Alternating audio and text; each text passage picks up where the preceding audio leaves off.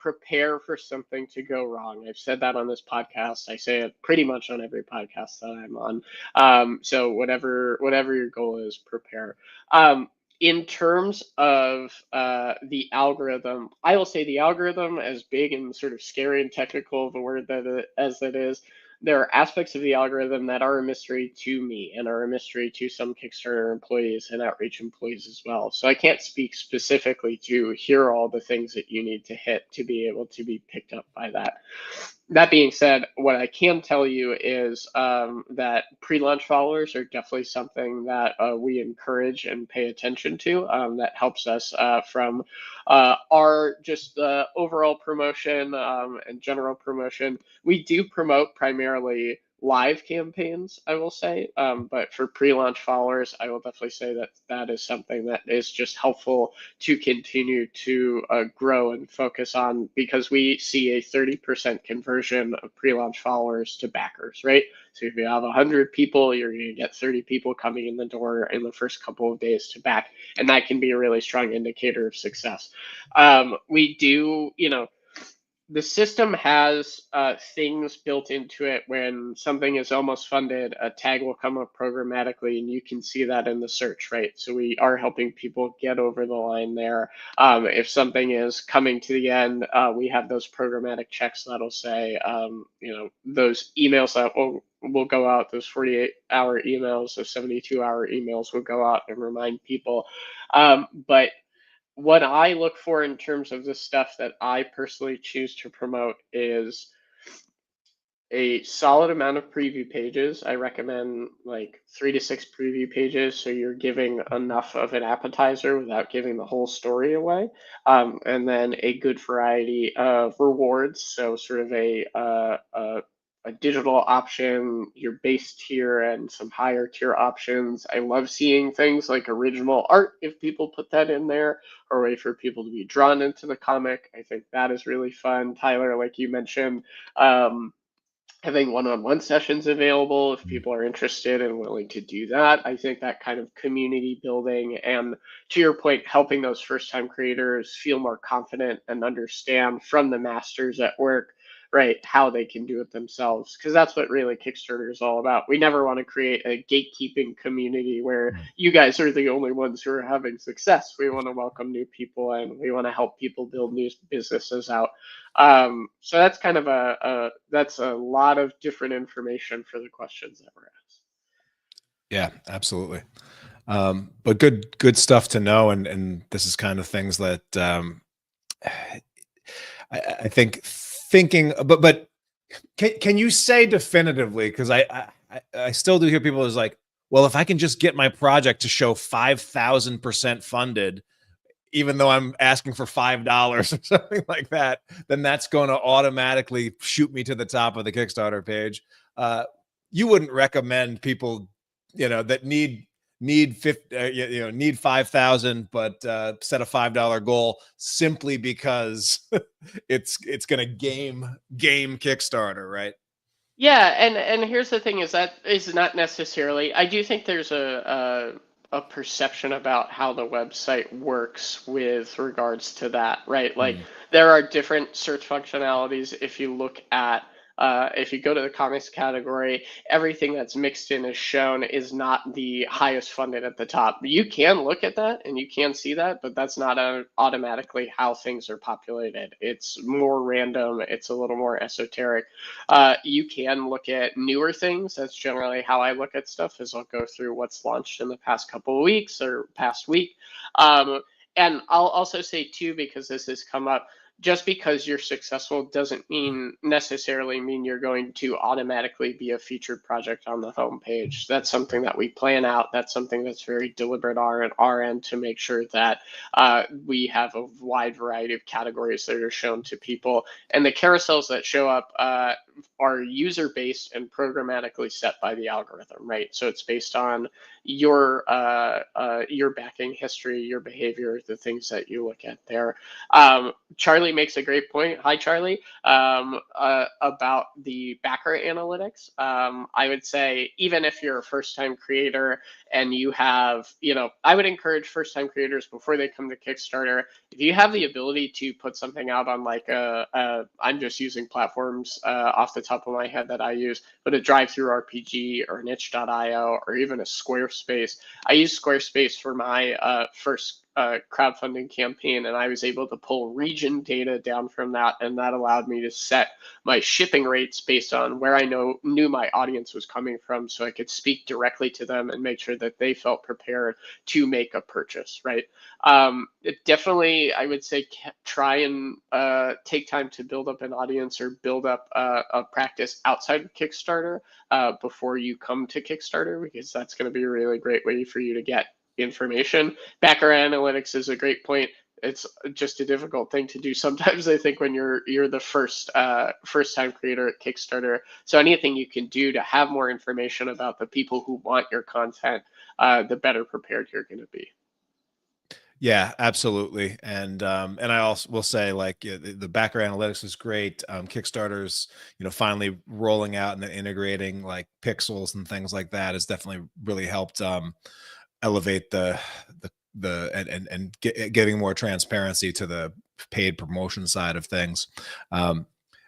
This one, we got one more question from the group there, and I want to start with Christian, but we'll hopefully get one sort of tip for the question from Crawford Wheeler II says, what are good ways to build an audience for someone just starting out? So like, what's one tip, like just one quick tip for someone never launched a Kickstarter project, starting from square one, and wasn't born into celebrity. They're just starting out. What's one tip that you would give them to get this thing rolling? Maybe start with Christian. Yeah, I will give up something. Well, in the market, it's called a magnet. It's a freebie, Yeah. a good one, the best one you can, and try not to make it too big. You're not gonna give away a trade bag or something like that, but like a dash can, 6 pages, 10 pages, or 8 pages. I would not give it like to start with. I will go little by little, like introducing the characters, introducing the topic, the theme, introducing the scenes, the why, introducing yourself, because that's very important at the beginning. This is something that I read a lot of marketing books about. This is that people don't really buy the story or the characters; they buy the creator at the beginning. Is that their journey? So why they doing this? Who is this guy or who this woman? Why they decide to write about this or to draw about this? Why it's important to them? How they learn to do it? Stuff like that. Answering those questions, and that's kind of like not very complicated or expensive to do.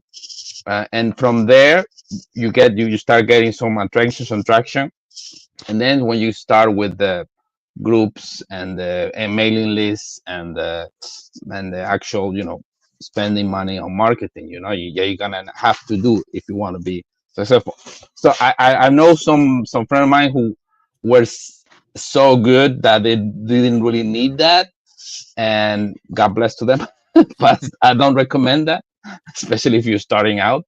And there's also a thing that a friend of mine told me some years ago, and it still rings to my head. Is like, at the beginning, you don't really know how good or how bad you are.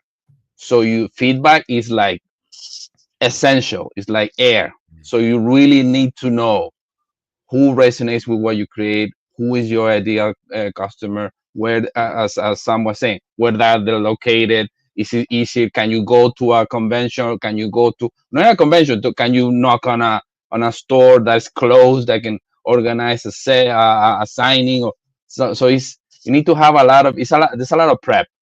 But what I would recommend is like kind of like a journal, like a blog, and use social media. That's kind of like it's free, and to explain that journey. So, hey, who are you? Where you come from? Why you do this? And what is the story about? Who are the characters? And you show little, and that builds. Yep. And Absolutely. with time, when you're ready to like actually have a page or have a thing already done, say, oh, okay, yeah, I sign in. So that will be my advice. Yeah, good tips there. Alan, you have a advice or just one little tip for someone just at the beginning of the journey? Yeah, so I'll co-sign a lot of what Christian said. When we did our first book, the Yours Truly, Johnny Dollar, the thing that sold it to people was the story, because on the surface, a book about a dude who stops ransomware attacks isn't necessarily good comic material, but when we can talk about how it comes from personal experience and why we're doing this and why this character and so on, that meant a lot. And as we got better at telling the story, we found that we had more backers, and as we moved through issue 1 through 4, that helped a lot. I'll also say, again, networking, but don't just talk about yourself. Interact, build that, build that as somebody who's helpful, because you're going through this process now. There are probably a lot of other people on social media sites or in the comics community that have the same questions that you. Answer those questions, help with your advice, etc. Because if you're seen as just out there just promoting yourself, you're not going to build that level of trust where people are going to want to back you, I think. Yeah, the old how to win friends and influence people advice of to get people to be interested in you. Well, go take an interest in them first and Right. and build from there. Rob, one other tip you want to add to this mix for the creators starting aside out? from listening to the Comics Launch podcast, that's a big one. That's a given. That's a Yeah.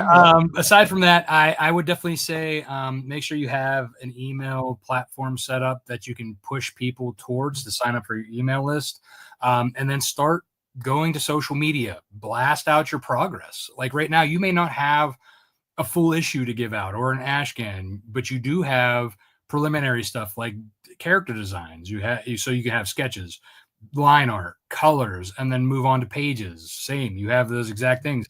So you can be sharing out that stuff to get attention, to build up your socials, and you can also in that put that link to that sign up page for your email lists, and people can be like, hey, I'm planning on, once this is done, I'm going to launch a campaign, and get on the newsletter list, and we can give you some more back information for the people who like the process junkies out there. That's a great way to start building up when you don't have anything really to actually give or sell, or at that point. Yeah. Anything to add, Sam? Yeah. First of all, I just want to say I agree with everything that's been said. I think this is really solid advice for first-time creators. The other thing that I would encourage people to do, which we touched on a little bit, is go to conventions and go to comic shops. Ask for advice and feedback. If you're able to print ash cans, like Christian said, to give away to creators or people who have done this before, and either ask for a 30-minute sit down or an hour sit down to be like, hey, I have questions. The worst somebody can say is no, or I don't like your stuff, and that is, also helpful feedback to get. But it never hurts to ask for help. What the end result of that, like the ideal end result, in my opinion, is you either find collaborators, people who can help you out, or when you do launch, you have people who are integrated into the system who will be able to vouch for you and give you a boost or a leg up, right? There's a 16-year history of Kickstarter. Comics is a well integrated part of that. And if you're able to get eyes on your project from somebody who knows what they're doing and can say, hey, I really like this, go check that person out, that is going to be really helpful for you as well. I mean, who knows? It's collaboration is a two-way street, right? You could help them with something down the line. They could help you with something down the line.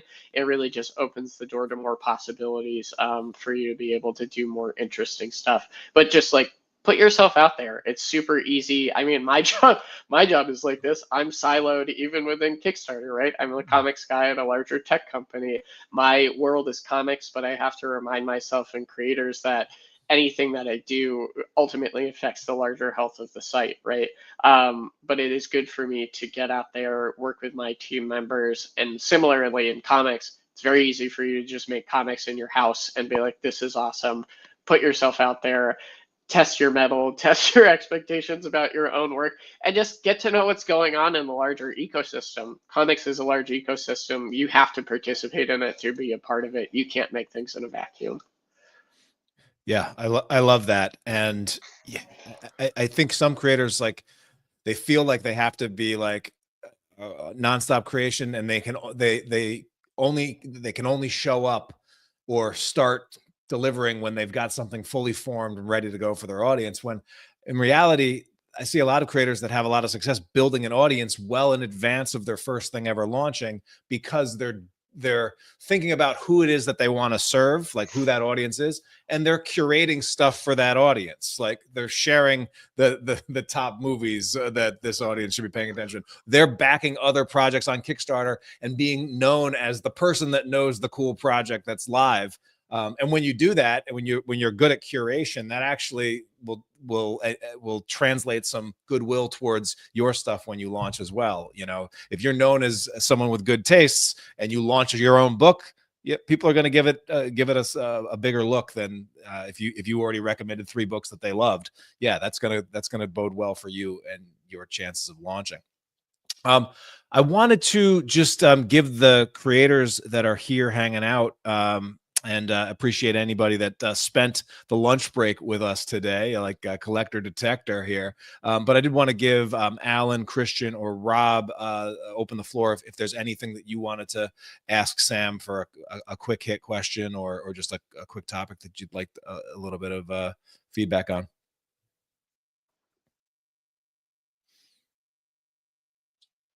I think, I mean, I know we were talking a little bit about Kickstarter building like a community piece to the platform, but something that I would love to have within the platform would be a way to, kind of similar to like BackerKit launches single email platform where they can take all of the backers and email once, rather than having to go to my updates and do every single past campaign to update, to try and hit the people who may not have come back, or because that just ends up blowing up their mailboxes, and me personally, I've backed almost 1,000 campaigns. When somebody does that for every single campaign, it just goes right in the junk box. I'm not looking at it. And when I go to the platform in the messages, I wish there was a way to click all, mark as read, because when I have to go and do them all one at a time, drives me insane. Good to know. Thank you. If since we can ask for whatever we want, you know what I'd love? I'd love to be able we have Santa, Kickstarter Santa here with us. Yeah, Sam's going to make all our dreams come true. I've been good this year's Kickstarter Santa. So here's what I'd like. I'd love to be able to badge people who have backed multiple of my campaigns, because we've had, we're now in our 10th campaign, and we've had people who have backed the 9 previous campaigns. I'd love to be able to assign them badges, because I try and do things to give them a chance to feel special. And I love the secret rewards for that. I think that's really amazing. I know in our last campaign, we did that, and we had a bunch of our backers that really appreciated being able to use that, because we only made it available to people who had backed previous campaigns, but I had to reach out to them manually. So I'd love a way to badge them and, give them extra special thanks for backing the campaign. That's great. Yeah, thank you for the feedback. Yeah.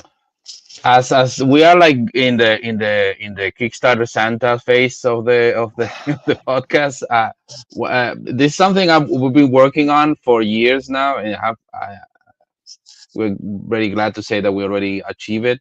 But to have some part of the platform, or of the, I would say the platform, because this is not something I felt only comics.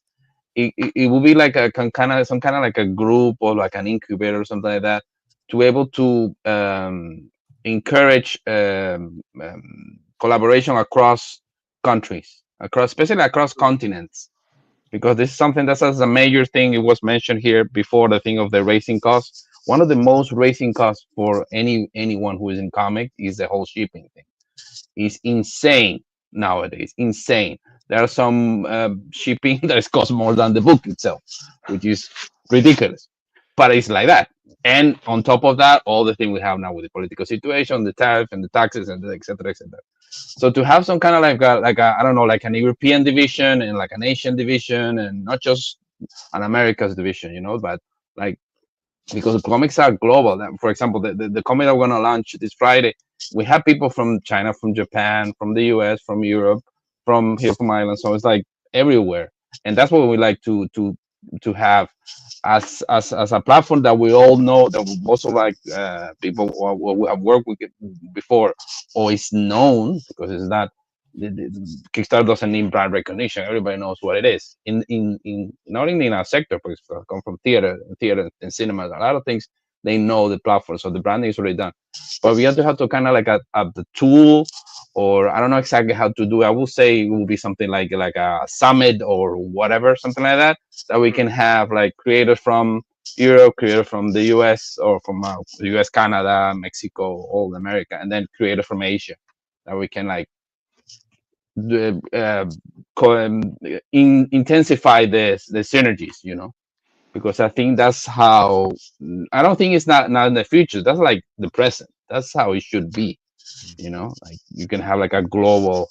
That's how all these big studios work, especially now with the technology. You can work remotely for a studio in Japan, or for a studio in South Korea, or whatever. As long as you kind of like adequate your sleeping hours to the schedule, you're good. So, so that's the only tricky part, But so I would like to see something like that built in the platform somehow. That would be gangbusters for sure, for everyone, not only for comics, or for every kind of artistic endeavor, or even tech endeavor, or whatever that's created. That to have that way of like hub principle, or group principle, in order to connect people from all over the place. Now with the internet, it's pretty easy, quote unquote, and straightforward. It's just a matter of languages and stuff like that. But that's about it. Because we publish in 4 languages, so we're kind of used to it to do that, and so it will be. I would love to have that in the platform. That will be fantastic. Well, I know Sam is got a heart out shortly, but we've got the newsletter that we want to make sure that you get on, the comics specific newsletter for creators that Sam is releasing every week. Sam, anything else that you want to leave folks with before you say goodbye? Just to clarify, it's releasing every month, last Friday of every month. Sorry. No worries. I just to get in people's ear, if anybody's going to be at TCAF, I will be at Toronto Comics Arts Festival in a couple of weeks, and then I will be at San Diego Comic Con. Would love to see people there if people want to get some FaceTime. But just generally, I am open. So if people have any questions, comments, concerns, feel free to email me. I will try to get back to you in a timely fashion, but I want to continue to have conversations with the community, feel like you have a point person that you can reach out to, and we can have conversations about either what the platform can do to help you, if you have any concerns with getting things approved or wanting to get things promoted. I just want you to know that I'm here for you, and I appreciate your time. I appreciate being part of these conversations, and I think it's really valuable for me to just be able to be more in the mix. So thank you, Tyler, for having me on, and thank you to Alan, Christian, and Rob for being part of the conversation. Yeah, pleasure, I appreciate you joining us for this, Sam, and have a great rest of the day. I'm going to give these guys a chance to talk about their upcoming projects, and appreciate you, though. And again, Sam was nice enough to give out his Kickstarter email on this broadcast. So if you want to reach out to him about anything that he mentioned here, the email is right there, s.kusek@kickstarter.com. And so I appreciate Sam for sharing that with the group. All right. So, gentlemen, while you're here, I know you all have projects that are in pre-launch. So let's go through them all. We have from Rob Multari, next up, the next in the Snowpaw franchise. What can you tell us about this upcoming Snowpaw 1 through 4 launch, Rob? Unmute, Rob. Every time, at least once. Yeah, so this is the end of this first story arc for Snowpaw. So basically this is the finale and of what's happening here. It's not the end of the series, so definitely we plan on doing more after this. But this is her origin story. This is issues 1 through 4 that will basically bring us to the conclusion of this particular storyline. And it has been building up the last 3 issues. The end of issue 3 had left our heroine on a bit of a cliffhanger with stuff basically about to hit the fan, if you will. And this issue starts off with a bang, and it's just nonstop action until the very end. So it's a great story. It's about a young woman who discovers that she is born a werewolf. She is betrothed to a rich man's son to save her family farm in the 19th century Scotland. During the engagement party, she is noticed by a high-class werewolf who then follows her back to her family farm, where the family is attacked by werewolves, triggering her first transformation. Awesome. Yeah. And do you have a target launch date in mind? Right now we're kind of aiming for end of June. There's a couple factors that have been kind of holding it off. One, Mog is still working. Mog Park, who's my illustrator, is still working on the pages. I like to have the book ready before launch. Also, I still have to fulfill Nightwolf issue 10, which was my last campaign. And I'm waiting for the books to come in from the printer roughly about the same time. So once those books are in hand, I can start fulfillment on that and then officially be like, hey, we're now live while I'm fulfilling. Yeah, I hear you. The machine never stops when you've got multiple projects in the hopper. Also, with multiple projects in the hopper is Christian. Christian, your next one coming up is called Punk Droid Volumes 1 and 2. What can you tell us about this one? So this is award-winning. We were like nominated for the Heroic Awards a couple of years ago, and this is the second part. Cyberpunk anthology. If you like Black Mirror, if you like Love, Death, and Robots, because the whole idea is like, who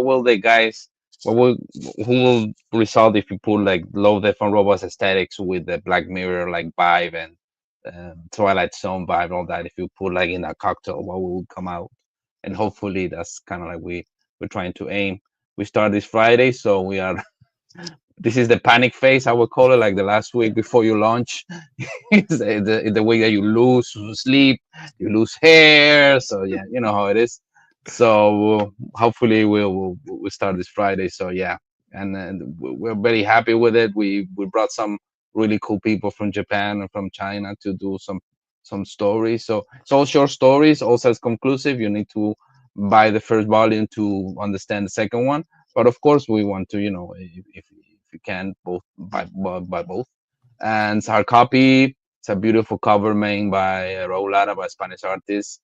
And for example, the first cover was made by a guy who worked in the Love, Death, and Robots. So we have like really heavy hitters there.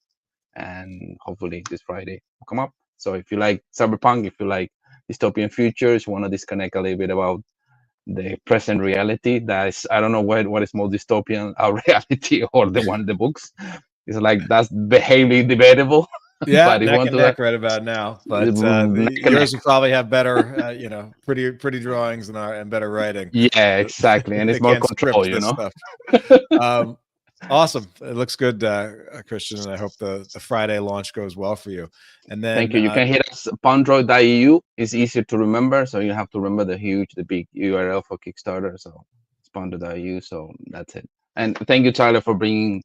Sam, it's been incredible session, man. This is wonderful. Yeah, I appreciate you guys being on here. It's one-on-one can be fun, but I think it's also nice for the folks at Kickstarter to just like be in these rooms and these chats with creators here. We've had dozens and dozens of creators tuning in live and chiming in, and so that perspective I definitely think helps make it a better ecosystem for all of us. And Alan, you also do have a project running soon. What can you tell us about Buck Rogers versus the Cyberlords? So parts of Buck Rogers entered the public domain in January of this year.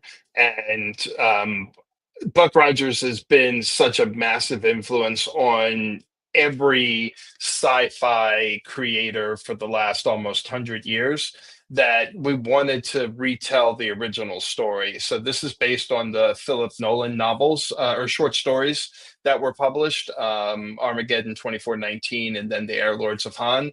We retold the story with a lot less racism, hopefully no racism, in fact, because it was a product of its time and there was a lot of yellow scare going on. And so what we wanted to do was, again, tell the core of the story, and reintroduce this, amazing legend to a new generation of readers, and hopefully get people excited about Buck Rogers. And George Lucas has said that Star Wars was directly influenced by the Buck Rogers and Flash Gordon serials. Ray Bradbury loved Buck Rogers so much that when he was made fun of by his friends for reading it and he stopped temporarily, and actually he said it left a hole in his heart until he started reading Buck Rogers again. Philip K. Dick was influenced by it. So much of the sci-fi that we know today owes its origins to Buck Rogers, and so we wanted to try and do the original story justice, and again bring it back for people. And we got an amazing collection of artists to do variant covers for this, because again, so many people love this story and love this hero that people were just kind of falling all over themselves to make a cover, and which we really appreciated. Yeah, that's fun. I mean, it's fun anytime you can play in the sandbox of stuff that's inspired you and inspired many others. I think that's one of the coolest things about public domain stuff. So I'm excited that you're jumping in there with it, with the latest from Green Archer Comics. Well, I appreciate you gentlemen being here, hanging out with me. Your friendship and support over the years has been wonderful, and it's just so good to spend some time talking comics, talking Kickstarter, past, present, future. And I'm glad y'all are still out there in the trenches, launching projects and building your audiences. So I appreciate you spending a little time with me to talk about that. Pleasure, man. My pleasure. Yeah, absolutely. I've loved it. And thank you for doing this, Tyler, and for everything that you do. Yeah, man. That's true. Appreciate it. Well, thanks everyone else for tuning in. I hope you got some value from this discussion with Sam. Thanks to Sam for being here. And just, you know what I'm going to say. We can't wait to see what y'all launch next. Take care, everyone. Yeah.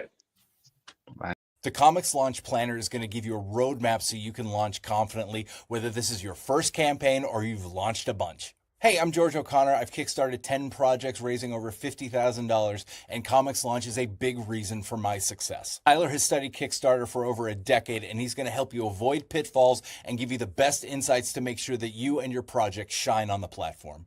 He's also going to help you with the mental aspect so you can stay sharp and positive and professional throughout the entire launch.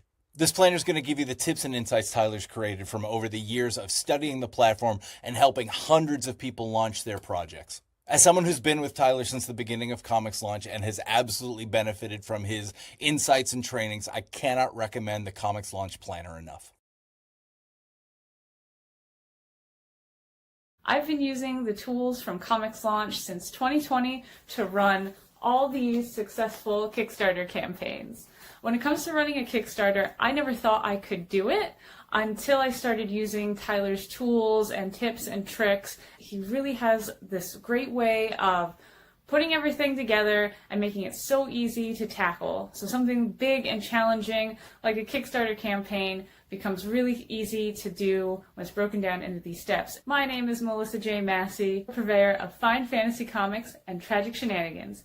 I would recommend this to anyone who wants to launch a book or a comic on Kickstarter. It really breaks down the process and helps you to position yourself well so that you can stand out and deliver a fantastic book to your audience. I mean, the results don't lie, and the pile's getting a little hard to hold, so check out the Comics Launch Planner. It's going to be the best investment you make for yourself and for your creative business. Before Comics Launch, I struggled to raise $3,000 on my first campaign. And since joining Comics Launch, I have raised more than $370,000 across more than 30 campaigns. That's a huge difference. It's quantifiable. Hey everybody, it's Clay Adams. I'm the writer of Blazing Blade of Frankenstein, Dream Quest, co-writer of Carmilla Unbound, Prodigal Son, and co-editor of the Nightmare Theater horror anthology. I wish I had this planner years ago. Tyler, what are you doing? Get on this. Start shipping these things out. Can we just skip the campaign? Let's go.